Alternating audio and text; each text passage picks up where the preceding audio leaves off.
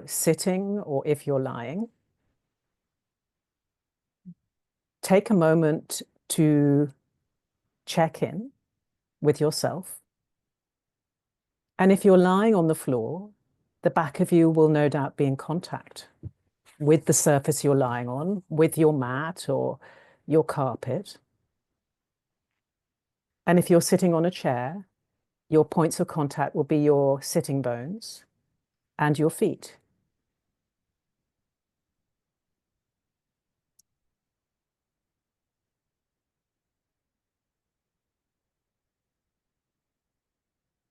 And as you lie or sit, sense the weight on your pelvis.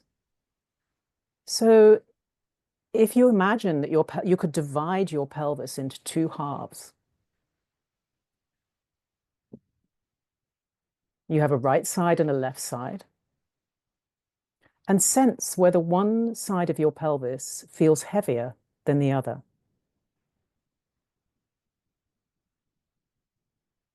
If you're sitting, then you may feel that one sitting bone presses more into the floor or into the chair.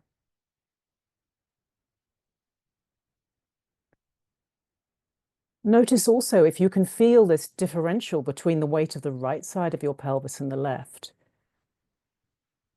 Does the texture of your pelvis feel different on one side to the other? Sometimes you'll feel like you have, stronger, more tense muscles on one side, and the other side might feel kind of soft and more puddled out or molded into the floor.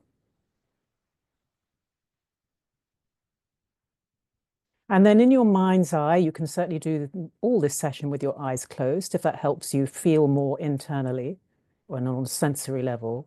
But track up and feel the space between your lower back and the floor. And for most people, there will be some space. There will be a little arch in your lower back. And notice, is that space larger on one side than the other? If you like, you can slide a hand underneath the space between your lower back and the floor and feel it out for yourself.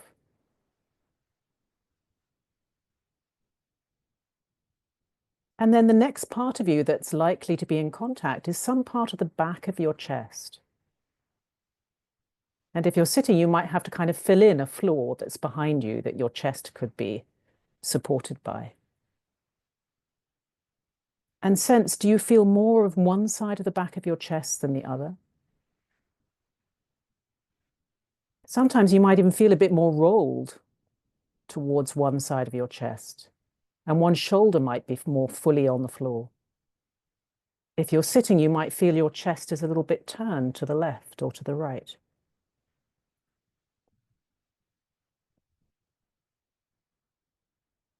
And then one more place, a sort of reference, if you like, that we can come back to at the end, is the contact on the back of your head. And is the contact on the back of your head in the middle of your head? Or is your head already a little bit rolled to one direction or to the other?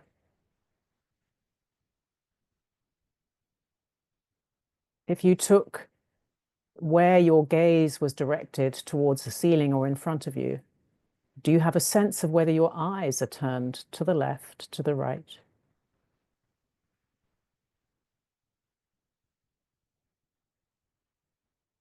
And then bend your knees if they're not bent already, and bring your feet to standing. And have a reasonable space between your feet, so your feet are around shoulder width apart, so wider than your pelvis. And with the help of your right foot, so you can push a little bit with your right foot, could you start to lift the right side of your pelvis a little bit away from the floor and roll a little bit to the left? If you're sitting, you would just lift your right sitting bone and come more onto your left sitting bone. And then you return and you find a range, as I said in the introduction, where this feels completely easy.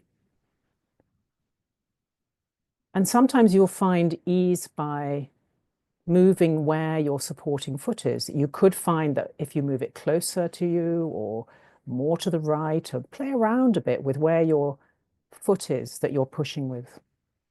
But you push with your right foot, and that you transmit some force from the floor through your foot, through your leg, so that you lift your right hip and the right hip joint away from the floor, and you roll a little bit to the left. And then you come back down to the middle and return your pelvis. And once you've done that a few times, compare and contrast that with the other side. So organize your left foot somewhere that feels supportive and stable, a place that you can push the floor with. And when you push down, in order to push or in order to lift something up, something else has to push down. That's what a lever is. So you push with your left foot, and you find this way that you can direct the forces of the push in such a way that the left side of your pelvis lifts and you roll a little bit to the right. And many of you may already notice that you have a difference between the ease with which you lift your right hip and the ease with which you left.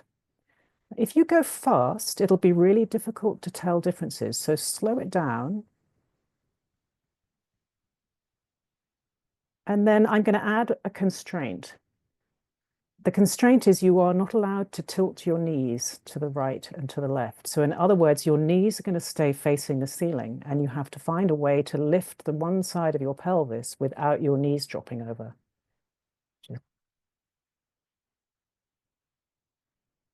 Good. And then rest a moment with your legs bent. Lengthen your left leg and keep your right leg bent and your right foot standing. If you're sitting, you don't have to worry about that bit. Interlace your hands behind your head and have your elbows wide so that the elbows and the upper arms and the forearms are more or less touching the floor within what's reasonable for you and your shoulder flexibility. And start to slide your right elbow downwards on the floor as if you wanted to take it in the direction of your right foot. If you're sitting, you'll be taking your right elbow down towards the floor on the right. And this is a movement of your head, because your head will be carried by your hands, your arms, your shoulders, and your chest, and you will be side bending to the right. Bending your spine to the right, and your chest will bend. How do you breathe as you bend your elbow down to the right towards your right foot and then come back to the middle? Do you tend to breathe in? Do you tend to breathe out? Does it make a difference which way you breathe? Can you sense that as you bend yourself to the right, one side of you gets shorter between your right shoulder and your right hip, and the other side gets longer?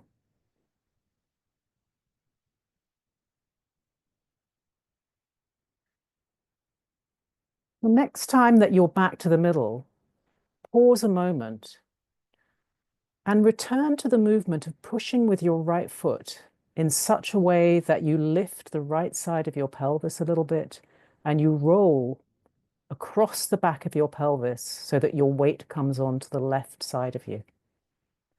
And see, can you organize this so that your right knee does not tilt over, it stays directed to the ceiling. It will kind of lengthen and extend away from you, but it doesn't drop.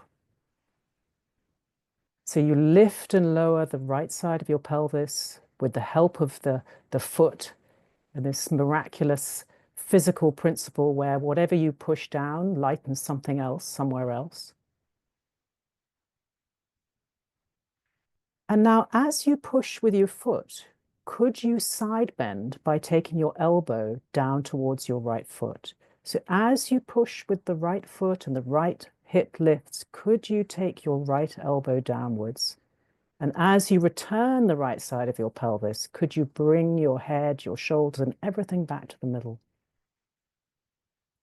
So now you're not only bending your chest to the right, You're side bending through your whole spine, almost making a C-shaped curve from your tailbone through the length of your spine, through between the shoulder blades, all the way through to the crown of your head, makes a C shape. And the belly of the C is kind of around your waist or your lower ribs. And the whole of your left side gets long.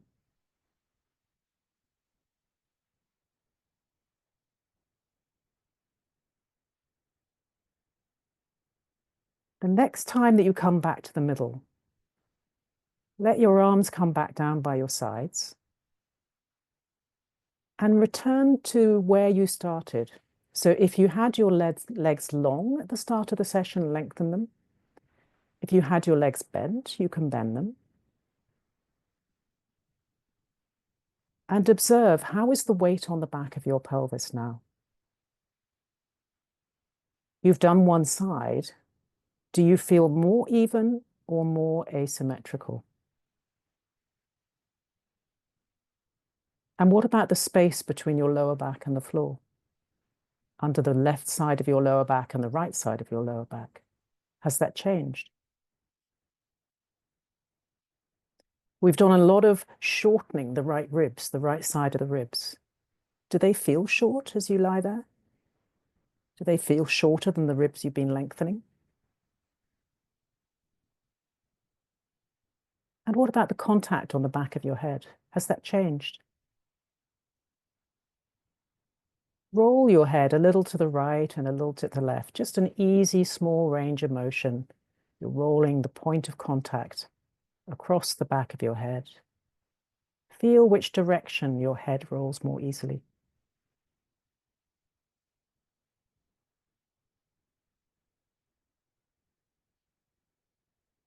And then we will do just 30 seconds or so on the other side.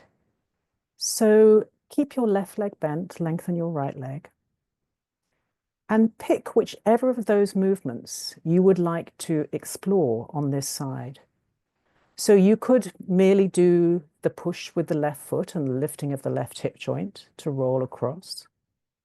Or you could do the side bending movement with both your hands behind your head and bending your elbow down towards your left foot.